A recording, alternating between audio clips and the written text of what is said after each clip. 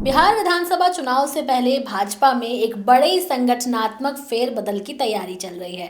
Party नेतृत्व अब राष्ट्रीय अध्यक्ष बदलने की दिशा में अग्रसर है। मौजूदा अध्यक्ष जेपी नड्डा को पहले ही 2 बार कार्यकाल विस्तार मिल चुका है, लेकिन अब पार्टी चाहती है कि आगामी चुनावों का नेतृत्व एक नए चेहरे के हाथ में हो, खासकर बिहार जैसे महत्वपूर्ण राज्य में जहां भाजपा बड़ी जीत की उम्मीद लगाए बैठी है। आज की इस रिपोर्ट में हम आपको बताएंगे कि राष्ट्रीय अध्यक्ष के चुनाव के पीछे भाजपा की क्या रणनीति है, किन उम्मीदवारों का नाम सूची में शामिल है। साथ ही ये भी बताएंगे कि राष्ट्रीय अध्यक्ष चुनने में देरी के क्या कारण हो सकते हैं। नमस्कार, आप देख रहे हैं न्यूज टाइम में आपके साथ तनु चतुर्वेदी। चलिए इस खबर को विस्तार से समझते हैं। इस बार बीजेपी के राष्ट्रीय अध्यक्ष के चयन में देरी हुई है और इसके 3 प्रमुख कारण बताए गए हैं। पहला, आरएसएस और भाजपा के वरिष्ठ नेताओं ने अब तक 100 से अधिक सीनियर नेताओं से राय ली है। इनमें पूर्व अध्यक्ष, केंद्रीय मंत्री और संवैधानिक पदों पर रहे नेता शामिल हैं। इस गहन प्रक्रिया का उद्देश्य एक ऐसा चेहरा तलाशना है जो संगठन और जनाधार दोनों में मजबूत हो। दूसरा कारण है उपराष्ट्रपति चुनाव। हाल ही में उपराष्ट्रपति जगदीप धनखड़ के इस्तीफे के बाद 9 सितंबर को उपराष्ट्रपति चुनाव प्रस्तावित है।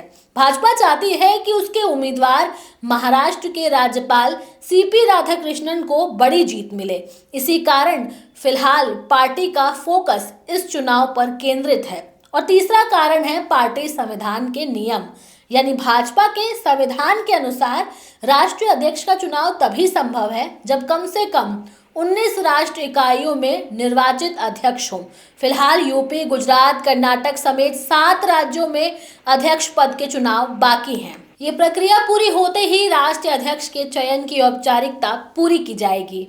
अब सवाल ये भी है कि बीजेपी की इसके पीछे क्या रणनीति हो सकती है। जैसा कि आप सभी को पता है कि भाजपा बिहार में बड़ी जीत चाहती है और इसके लिए संगठन को पहले से मजबूत किया जा रहा है। पार्टी का मानना है कि नया अध्यक्ष न सिर्फ कार्यकर्ताओं में ऊर्जा का संचार करेगा बल्कि चुनावी रणनीति को भी धार देगा। इसके साथ ही भाजपा में लंबे समय से ये नाराजगी रही है कि पार्टी में दूसरे दलों से आए नेताओं को तरजीह दी जा रही है, जबकि पुराने और समर्पित कार्यकर्ताओं को नजरअंदाज किया जा रहा है।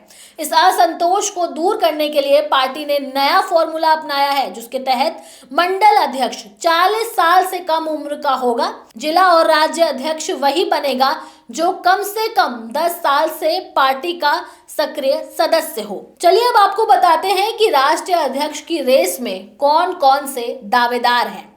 दरअसल भाजपा के नए राष्ट्रीय अध्यक्ष पद के लिए कई नामों की चर्चा चल रही है, जिनमें पुरुष और महिला दोनों चेहरे शामिल हैं। पहला नाम है शिवराज सिंह चौहान, जो 6 बार के सांसद और 4 बार के मुख्यमंत्री रह चुके हैं। वो ओबीसी समुदाय से आते हैं और संघ की पहली पसंद माने जा रहे हैं। दूसरा नाम है सुनील बंसल का, जो यूपी के भाजपा के चाणक्य कहे जाते हैं। संगठन पर मजबूत पकड़ है और संघ से नजदीकी उनकी ताकत है। तीसरा नाम है धर्मेंद्र प्रधान का, जो वर्तमान में केंद्र शिक्षा मंत्री और भाजपा के एक अनुभवी संगठनकर्ता हैं और उड़ीसा से आते हैं, जहां बीजेपी अपनी पकड़ और भी ज्यादा मजबूत करना चाहती है। अगला नाम है स्मृति ईरानी का। वो कई मंत्रालय संभाल चुकी है, लोकप्रिय महिला चेहरा है और दक्षिण भारत में भी प्रभावी हैं। इनके साथ साथ ऐसे कई चेहरे हैं जिस पर इस बार बीजेपी ने दांव चला है। भाजपा नए राष्ट्रीय अध्यक्ष के चयन में सामाजिक संतुलन, संगठन में अनुभव, चुनावी सफलता और संघ से संबंध जैसे मानकों को प्राथमिकता दे रही है। बिहार, उड़ीसा, झारखंड, आंध्र प्रदेश और दक्षिण भारत में पार्टी का विस्तार भी एक बड़ी रणनीति का हिस्सा है। भाजपा ये चाहती है कि अगला अध्यक्ष सामाजिक समीकरण को साध सके और आने वाले 12 राज्यों के विधानसभा चुनावों में पार्टी को मजबूत कर सके। बात अगर नियम की करें तो भाजपा में राष्ट्रीय अध्यक्ष को चुनने के लिए एक तय नियम और प्रक्रिया है। इन्हीं नियमों को पूरा करने में हुई देरी के चलते अब तक राष्ट्रीय अध्यक्ष का चुनाव नहीं हो सका। पार्टी के नियम के अनुसार बीजेपी अध्यक्ष का कार्यकाल 3 साल का होता है। एक व्यक्ति 2 बार से अधिक पार्टी का अध्यक्ष नहीं बन सकता।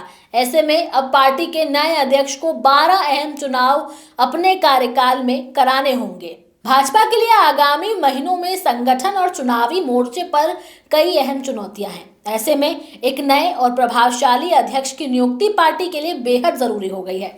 ये बदलाव केवल चेहरा बदलने का नहीं बल्कि भाजपा के अगले 5 सालों की चुनावी और संगठनात्मक रणनीति की दिशा तय करेगा। कुल मिलाकर अब देखने वाली बात यह होगी कि आने वाले समय में बीजेपी राष्ट्रीय अध्यक्ष का चेहरा किसे चुनती है और उनके आगे की रणनीति क्या होगी, ये भी देखना दिलचस्प होगा। अब आप लोगों का इस पर क्या कहना है, आप हमें कमेंट सेक्शन में ज़रूर बताएं। साथ ही हमारे चैनल न्यूज़ टाइम को सब्सक्राइब करें, लाइक करें, शेयर करना ना भूलें। नमस्कार।